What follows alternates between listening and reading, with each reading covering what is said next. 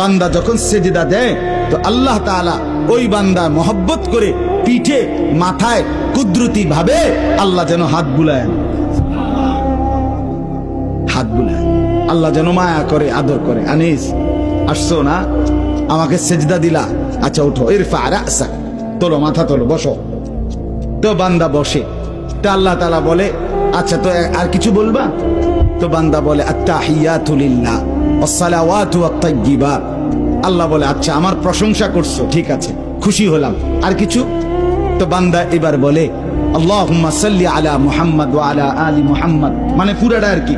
তো এবারে আল্লাহ বলে মাশাআল্লাহ, আমার বন্ধুর প্রতি দুরূদ পড়লা, আমি তাতেও খুশি হলাম, আর কিছু বলবা? তো এবার বান্দা বলে রব্বুল আলামিন সেজদা দিয়ে আপনার কাছে আসলাম, আপনার প্রশংসা, আপনার বন্ধুর প্রশংসা করে আপনার খুশি অর্জন করলাম। এইবার আমার মূল চাওয়া আছে, আল্লাহুম্মা ইন্নী যালামতু নাফসি যুলমান কাসীরা, আমি না বড় বেশি নাফরমান মাওলা, আমার গুনাহ অনেক বেশি, আমার পাপ অনেক বেশি, আমি খুব বেশি গুনাহ করেছি, আর আপনি ছাড়া আমার মাফ করার কেউ নাই। এখন আপনার এত কাছাকাছি হয়ে আমি আল্লাহ আপনার কাছে মাফ চাই, ফাগফিরলি মাগফিরাতাম মিন ইনদিক, আপনি আমারে মাফ করে দেন। খোদার কসম রব্বুল আলামিন বলে দরজায় দাঁড়িয়েও যদি কোনো দুনিয়ার কারো কাছে, কোনো ব্যক্তির দাতার কাছে, দুনিয়ার কোনো দানশীলের কাছে দুয়ারে দাঁড়িয়েও যদি কেউ হাত পাতে, সে তো তাকে ফিরায় দেয় না।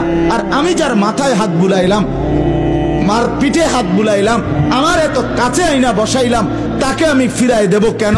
যা তোকে মাফ করে দিলাম।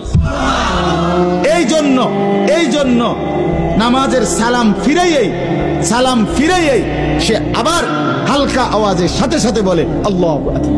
মানে কি আল্লাহু আকবার? অর্থ হইল ভাই সাহেব আল্লাহু আকবার, আমার আল্লাহ বড়, আমার আল্লাহ আমারে মাফ করে দিছে।